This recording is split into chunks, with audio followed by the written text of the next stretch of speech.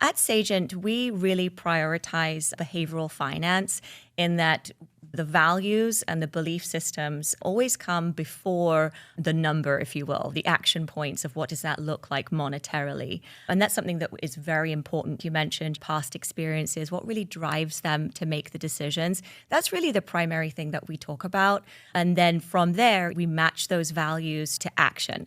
So that's a really important, critical part of what we do. I'm curious to know how those values play out in your clinical experiences.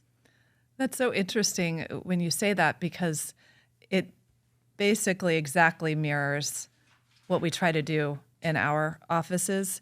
And it's really helping clients do values identification, really do some exploration and discover what their values are. That seems like a simple question. Oh, what are your values? But usually it takes a little bit of exploration to really get in touch with what our values are.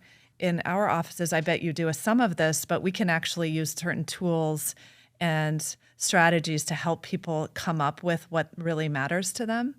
So it's first identifying the values, but then you want to make sure that they're living according to those values, that they're in alignment with those values.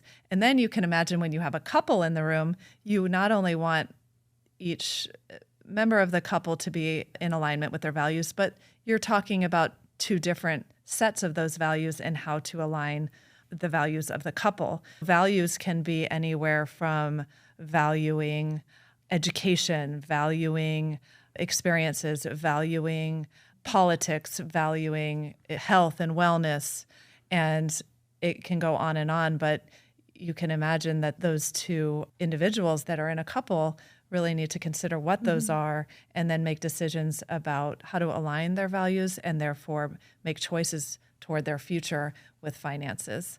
So it sounds similar in a way of what we're doing. Very similar actually, because you mentioned tools, which is so interesting because Sagient, we actually have a values exercise on the website.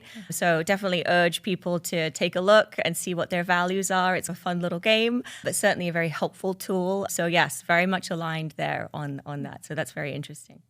I would add that often people don't realize that they're not living according to their values, and sadly will be in midlife or even later and sit back, and maybe you might even call it a phase of life crisis, midlife crisis, or where they realize, wow, I've been so fixated on making this amount of money, or a workaholic, or I've focused so much in this one area and lost sight of what matters most to them, which might be family, or might be spending time with their children, or might be building the future that they want with their partners. So I just think it's such an important step for everyone to come toward their values and really have those conversations.